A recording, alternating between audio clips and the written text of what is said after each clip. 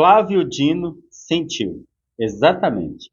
Depois que o André Mendonça disse, colocou nome nos bois, disse, não covardemente, como o Flávio Dino, que eu já vou colocar a fala dele aqui. André Mendonça disse, meus colegas. Ele falou que é os colegas dele mesmo ali, do STF, sabe, que faz ativismo judicial. Sabe, ele não falou nome por nome, mas ele falou meus colegas, se referindo aos ministros. Aí o Flávio Dino, sabe, para rebater, só que não fala nome. Isso você já denota que é um covarde. O que o Flávio Dino disse para rebater as críticas do André Mendonça? Dizem por aí. Quando o cara fala assim, meu amigo, por que não fala meu colega, não precisava falar o nome, fala meu colega aqui do STF falou isso, mas não é. Mas o covarde não. O covarde ele não tem coragem de falar cara a cara.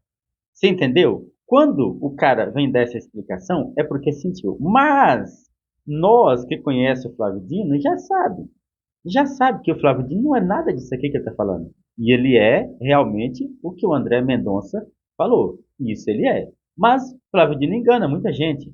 Aliás, engana milhões de pessoas, sabe? Mas não engana todo mundo. Com essa fala mansa, sabe? Porque o que o Flávio Dino acha?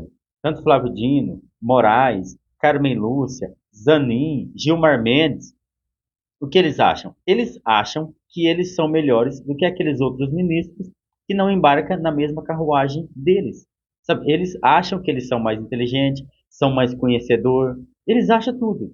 Só que não. É um leve engano, porque isso é só soberba. Simplesmente soberba, porque se você pegar os discursos, tanto no STF ou fora, do Flávio Dino mesmo, do Flávio Dino e do Mendonça, você vê que não tem nada a ver.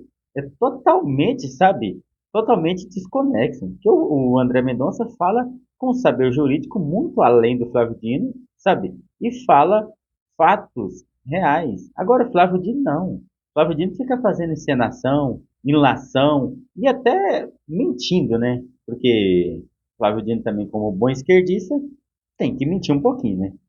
E dizem alguns, ministro Zanin, que esses supostos inquéritos que nunca acabam seriam prova de uma anomalia no Brasil, que seria um tal de um ativismo judicial. E isso se tornou um lugar comum de baixíssima qualidade doutrinária e técnica, para que a pessoa, às vezes, até consiga ornar pronunciamentos destituídos de consistência. É quase como se fossem palavras mágicas. Eu não tenho bem o que dizer, eu digo, não, isso é culpa do ativismo judicial. Isso tem tanta consistência quanto as espumas das ondas que quebram na praia, porque essa é uma expressão, como bem sabemos, trazida dos Estados Unidos, aplicada em contextos totalmente diferentes no caso brasileiro.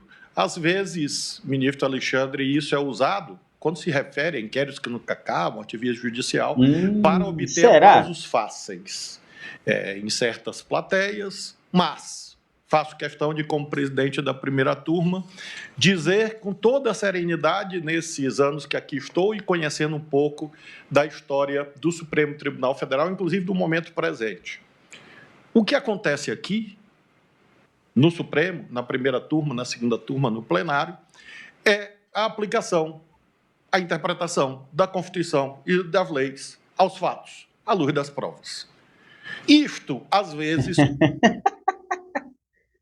não. Cara, ainda falta aqui. Nossa, 1 minuto e meio ainda. 2 minutos. Não dá, não. Não dá pra ouvir mais, não, cara. Já deu. Dá ânsia, sabe? Dá ânsia de vômito. Dá vontade de vomitar que eu ouvi nesse cara. Sabe? Tipo assim, você vê que é soberba na fala, ele se acha melhor do que os outros. Sabe? Quando ele diz que o. Falando do André Mendonça, quando ele diz que o cara não tem o que falar e fica falando coisa pra ser aplaudido, quem não tem o que falar é ele. Ele que não tem o que falar, sabe? Porque se ele está falando isso aqui do André Mendonça, é porque é verdade. Sabe aquele ditado? Quando a carapuça serve? A carapuça serviu. Agora o Flávio Dino vem falar que eles julgam à luz da lei? Ah, pelo amor de Deus, cara. Pelo amor de Deus. Olha o que fizeram com o Bolsonaro. Vai falar que isso é julgamento à luz da lei? Simplesmente o que fez com o Bolsonaro foi só para satisfazer o ego do Moraes. É só isso. Porque desde a época que o Bolsonaro era presidente, que o Bolsonaro confrontava o Alexandre de Moraes. Você entendeu? Só que naquela época o Moraes não podia fazer muita coisa. Ele esperou. Ele esperou a hora certa. Aí eles armou todo aquele círculo lá do 8 do 1. E tudo que combinou agora, vai me falar que foi à luz da Constituição? Hã? Pelo amor de Deus. Mas isso, esses caras aqui, eles se acham a última bolacha do pacote.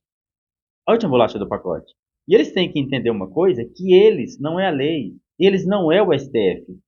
Eles não é o STF. O STF é uma instituição séria. Eles não são sérios. Eles não estão ali para ser sérios. Olha só o que o Toffoli vem fazendo. Acabou agora de anular as provas contra a ex-primeira-dama corrupta do Peru, que o Lula mandou um jatinho da FAB ir lá buscar, que custou mais de 300 mil.